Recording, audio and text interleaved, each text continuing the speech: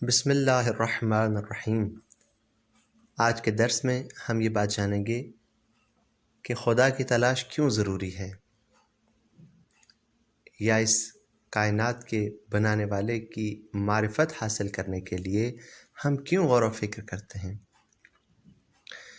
دیکھیے، اس وسیع و عریض کائنات کے بارے میں جاننے کا شوق ہم سب کے دلوں میں ہوتا ہے۔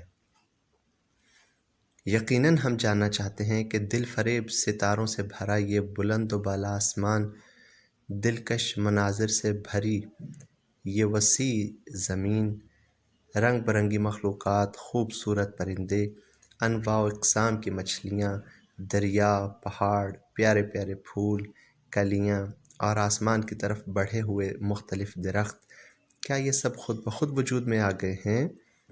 یا یہ سوال کہ ہم کہاں سے آئے ہیں، کہاں ہیں اور کہاں جا رہے ہیں؟ جب تک ہمیں ان سوالات کے جوابات نہیں ملتے، ہماری روح بے چین رہتی ہے، اور اگر ہمیں ان سوالات کے جوابات مل جائیں تو یہ ہماری خوش نصیبی ہوگی۔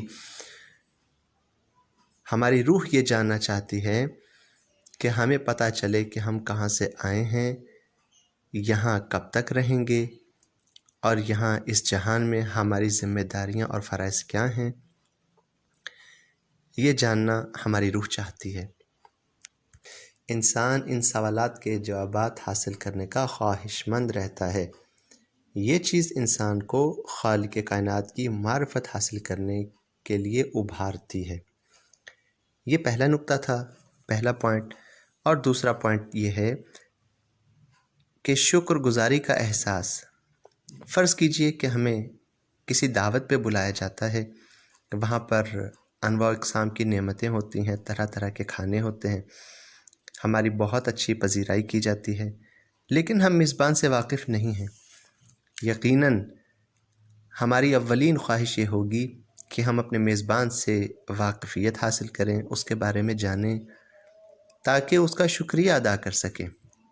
اب جب ہم اس کائنات پہ نظر ڈالتے ہیں اور خدا کی عطا کردہ طرح طرح کی نعمتوں کو دیکھتے ہیں، مثلاً دیکھنے کے لیے آنکھیں، سننے کے لیے کان، سوچنے کے لیے عقل، مختلف قسم کی جسمانی اور ذہنی طاقتیں اور صلاحیتیں، زندگی کی بے شمار سہولتیں، پاک و پاکیزہ روزی، تو بے اختیار یہ خیال آتا ہے کہ ان تمام نعمتوں کے عطا کرنے والے کو پہچانیں کہ وہ کون ہے، تاکہ ہم اس کا شکریہ ادا کر سکیں۔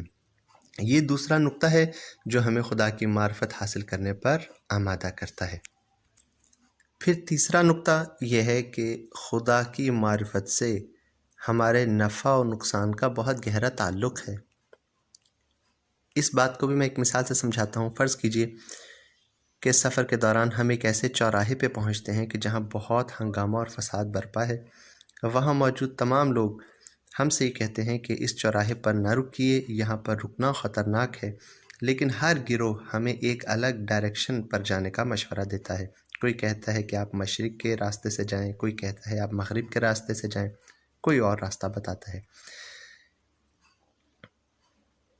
اور یہ کہتا ہے کہ خطرے سے بچنے اور پرامن مقام تک پہنچنے کا واحد ذریعہ کہ جہاں تمام اسباب میسر ہوں گے، یہی راستہ ہے۔ اب سوال یہ ہے، کیا ہم غور و فکر کیے بغیر کسی ایک راستے کا انتخاب کر لیں گے؟ کیا ہماری عقل اس بات کی اجازت دے گی کہ ہم وہیں پر رک جائیں اور کسی بھی راستے کا انتخاب نہ کریں؟ یقیناً اس کا جواب نفی میں ہوگا۔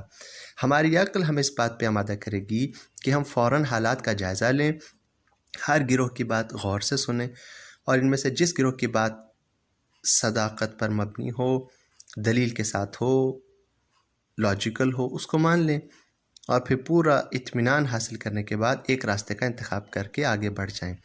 اس دنیاوی زندگی میں بھی ہمیں ایسے ہی حالات کا سامنا کرنا پڑتا ہے، جہاں مختلف مذاہب اور مکاتب فکر ہمیں اپنی طرف دعوت دیتے ہیں، لیکن چونکہ ہمارا مستقبل، ہماری ترقی کا دار و مدار بہترین راہ کے انتخاب پر ہے، لہٰذا ہمارے لیے ضروری ہے کہ ہم اس کے بارے میں غور و فکر سے کام لیں اور ایک ایسی راہ کا انتخاب کریں جو ہماری ترقی اور خوش بختی کا باعث ہو، اور ایسے راہ سے اوائڈ کریں، بچیں کہ جو ہمارے لیے بدبختی کا سبب بنتا ہو۔